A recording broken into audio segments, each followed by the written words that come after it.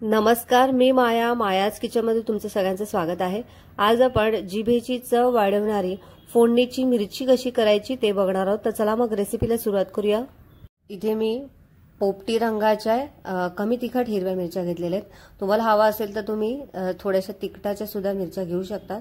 आता इथे तुम्ही बघू शकता मी ह्याला स्वच्छ धुवून पुसून अशा पद्धतीने कट करून घेतलेले आहेत। त्याचे 2 भाग करून घेतलेले आहेत। तर चला मग आता रेसिपीला सुरुवात करूया।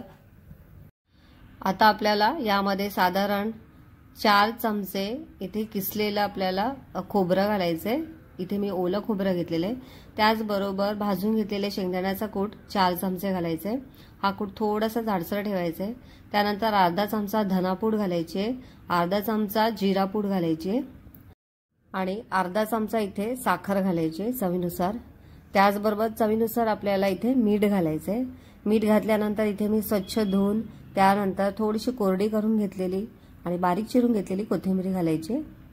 आता हे सर्व एकजीव करून घ्यायचे आपल्याला। तर इथे तुम्ही बघू शकता मिरची आपली एकजीव झालेली आहे। गॅसवरती पॅन ठेवलेला आहे।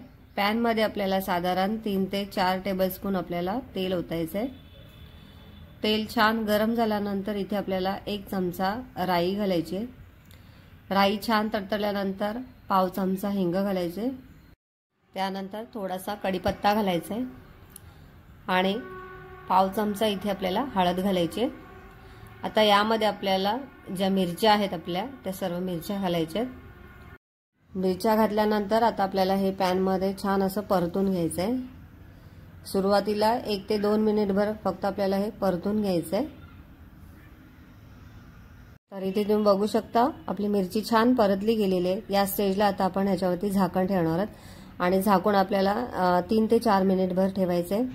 3 ते 4 मिनिटानंतर पुन्हा झाकण काढायचंय आणि पुन्हा छान असं परतून घ्यायचंय। आता या स्टेजला आपण यामध्ये अर्धा लिंबाचा रस घालायचा आहे, म्हणजे 2 ते 3 चमचे आपल्याला लिंबाचा रस घालायचा आहे आणि पुन्हा परतून आपण याला वाफ द्यायची। साधारण 5 ते 6 मिनिटं मी याला छान अशी वाफ दिलेली आहे आणि अधूनमधून आपल्याला अशा पद्धतीने परतून घ्यायचे जेणेकरून ते खाली चिकटणार नाही। तर इथे तुम्ही बघू शकता आपली मिरची छान वाफली गेलेली आहे। आता गॅस बंद करायचा आहे आणि सर्व करून घ्यायचे।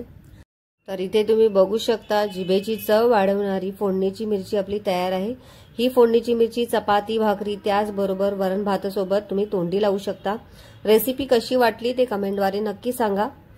व्हिडिओला लाईक करा, शेअर करा आणि बेल आयकॉनला क्लिक करा जेणेकरून माझे नवनवीन रेसिपीचे नोटिफिकेशन तुमच्यापर्यंत पोहोचतील।